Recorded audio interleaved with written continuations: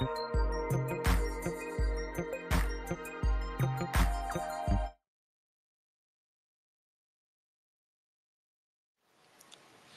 hapon, ako po muli si Benison Estareja. Meron tayong update regarding pa rin sa ating monitor na si Severe Tropical Storm Opong with international name na Bualoy as of 5 p.m. araw ng Biyernes.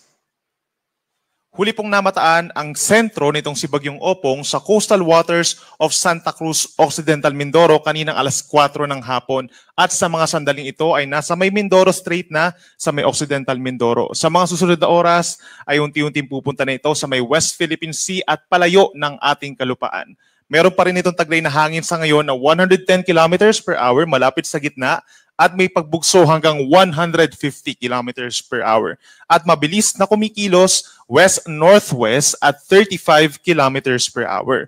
Base po sa ating latest satellite animation, itong mga kulay orange at kulay pula, associated po yan sa mga matataas na mga clouds at associated din sa mga minsang malalakas na mga pag-ulan. Kaya kitang-kita po affected ng mga pag-ulan dahil kay Opong, plus ang habagat or southwest monsoon na siyang pinalalakas nito, ang malaking bahagi ng Luzon and western section of Visayas. At nakikita na rin natin yung improving weather conditions over the eastern sections. Kabilang na dyan ang Bicol Region, Caraga Region, and Eastern Visayas ngayong gabi. Samantala, meron din tayong nakikita mga kumpul ng ulap or cloud clusters dito sa may silangan po ng Visayas. Inaasahan yung unti-unting pagpasok nitong cloud cluster sa ating area of responsibility at posible rin magpaulan sa mga susunod na araw. Kaya patuloy po natin itong i-monitor.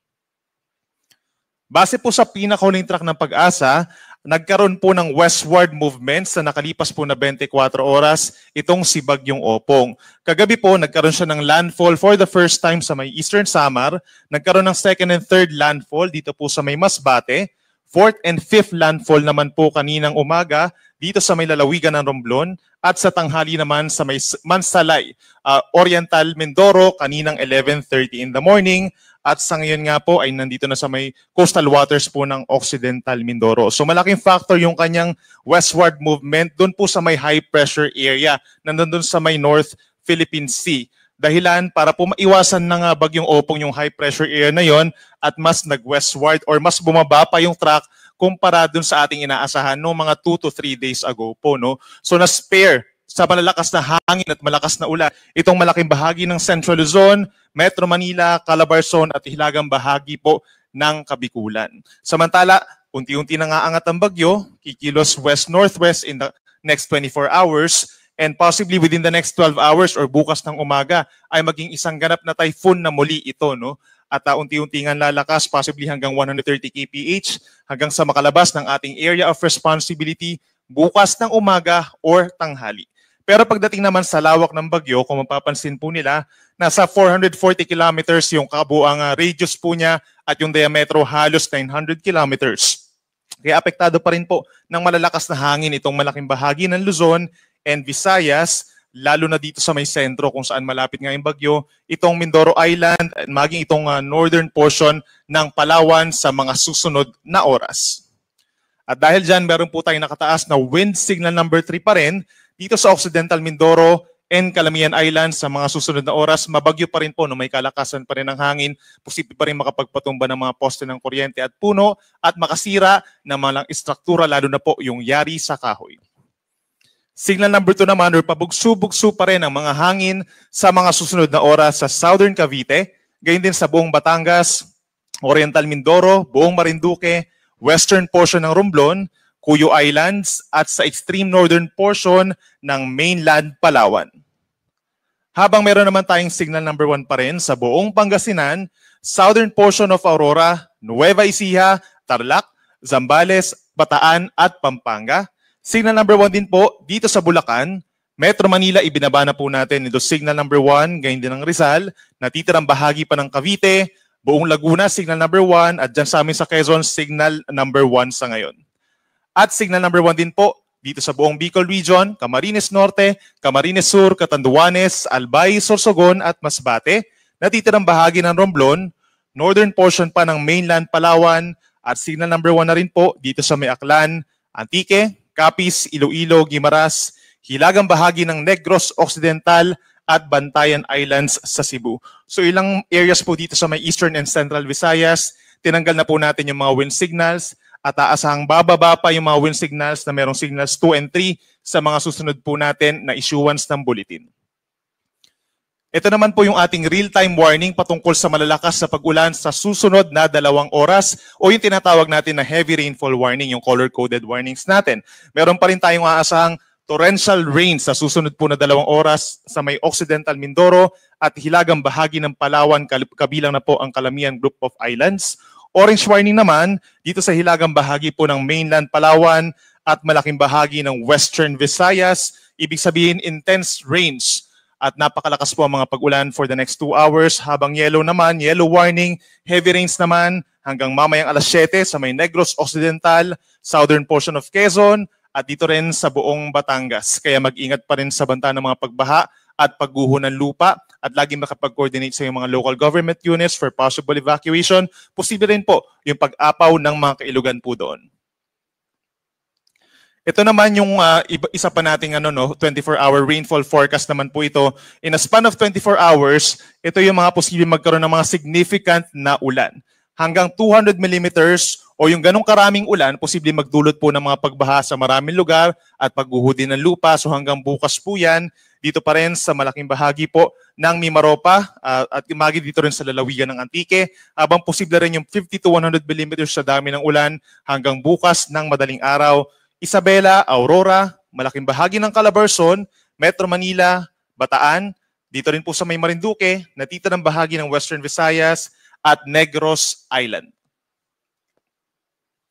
Ito naman yung babala po sa gale warning or doon sa malayong bahagi po ng karagatan, malayo sa Pampang, no? Posible hanggang 11 meters. Imagine po yan, nasa 3 palapag na mahigit na gusali pong mga pag-alo ng aasahan. Sa mga baybayin po, malapit sa Bagyo, kabilang na ang baybayin ng Batangas, Cavite, Occidental and Oriental Mindoro, gayon din sa Romblon, southern coast ng Quezon, northern coast ng Palawan, kabilang na ang Cuyo at Calamian Islands. Ngayong gabi po yan, pero eventually po bukas, sa paglayo ng Bagyo, mababawasan yung taas ng mga pag-alon. Habang posible pa rin po, mamayang gabi hanggang 4.5 meters o nasa 1.5 palapag ng gusaling mga pag-alon. Dito po sa baybayin ng Zambales, Bataan, magi dito rin sa Metro Manila tonight, northern coast of Quezon, kabilang ang Pulilio Islands, baybayin ng Catanduanes, Camarines Norte, northern Camarines Sur, buong Masbate, kabilang ang Ticao and Burias Islands, at sa mga baybayin pa rin ng Aklan, Capiz, and Antique, dahil pa rin sa epekto ng bagyong Opong at ng hanging habagat. At kung pag-uusapan naman po natin ay yung mismong coastal communities, no, hindi po ito yung sa malayong parte ng karagatan. Ito yung malapit na sa ating karagatan, storm surge warning or daluyong ng bagyo. Posible po ang hanggang 3 metro dito sa western portion ng Aklan or western coast, northern coast of Antique, buong Batangas, Marinduque, Occidental at Oriental Mindoro hanggang 3 metro sa mga susunod na oras, Romblon at Calamian Group of Islands sa northern Palawan. At posible rin po ang 1 hanggang 2 metrong mga daluyong dito po sa Aklan, natitirang bahagi ng Antique, maging sa may Batangas and Bataan, Cavite, Masbate, Metro Manila, at dito rin po sa ilang bahagi pa ng northern Palawan, southern portion or southern coast of Quezon, at timog na baybayin po ng Pampanga at Bulacan. So lagi makapag-coordinate sa inyong mga local government units for possible evacuation kung kayo po ay nakatira sa mga coastal areas. Aasahan din po ang mga pagbugso pa ng hangin hanggang bukas, epekto nitong si Bagyong Opong plus the southwest monsoon. Luzon, Visayas, Zamboanga del Norte, Misamis Occidental and Misamis Oriental, Camiguin, Caraga Region and Davao Region, meron pa rin pabugso-bugso ng hangin at mostly galing na po ito kaya habagat at ay kay Bagyong Opong po. And then by tomorrow, buong Luzon and Western Visayas, meron pa rin pagbugso ng hangin, dulot na lamang ng habagat dahil nakalabas na ng ating PAR itong si Bagyong Opong. At meron po tayong TC threat potential forecast. Ibig sabihin, meron tayong potential na bagyo sa loob ng 2 linggo. Yung ating possibility of forming another bagyo within the next 3 to 4 days, maliit lamang po, no? However, sa mga unang araw ng Oktubre, posibleng may babuong low pressure area sa may silangan po ng Visayas sa loob ng ating area of responsibility. And the first few days of October, kikilos po ito palapit dito sa may Luzon. Then pagsapit naman ng October 3, that's Friday, hanggang sa early next week. Sa mga unang araw pa rin ng October, posibleng tumawid itong low pressure area or potential na bagyo dito po sa may Luzon at maapektuhan directly ang northern and central portions, kabilang na rin ng Metro Manila, posibleng may mga pag-ulan dyan. Pero posible pa rin po na mabago yung scenario natin regarding dito sa ating TC threat forecast. No? Lagi po tayo magantabay sa mga pagbabago, sa mga mabubuong potential na bagyo sa ating bansa. But for the month of October, posible pa rin ang 2 hanggang 3 bagyo. At sa mga nagtatanong naman po kung ano magiging taya ng panahon over this weekend, dahil sa paglayo ng bagyong Opong simula po bukas ng madaling araw, inaasahan pa rin na mayroong mga lugar na lamang po na mayroong kalat-kalat na ulan at mga thunderstorms. Itong mga nasa west side, Zambales, Bataan, Occidental Mindoro, and Palawan, posible pa rin ang kalat-kalat na mga ulan at mga thunderstorms. Habang dito naman po sa natitirang bahagi ng Luzon, improved weather conditions, not necessarily lahat ng lugar dito sa Luzon ay magiging maaraw, no? Mababawasan drastically yung mga pag-ulan natin, partly cloudy to cloudy skies.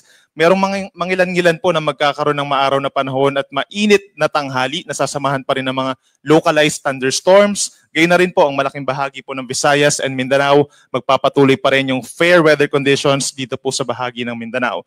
Then sa Sunday po, mainit na easterlies naman ang sasalubong sa malaking bahagi ng bansa. Ito yung hangin galing sa silangan, mainit. So ibig sabihin, ideal na muli yung pamamasyal, no, at yung ating mga outdoor activities pagsapit po ng Sunday throughout the country, but make sure pa rin na meron dalang payong for possible isolated rain showers or thunderstorms.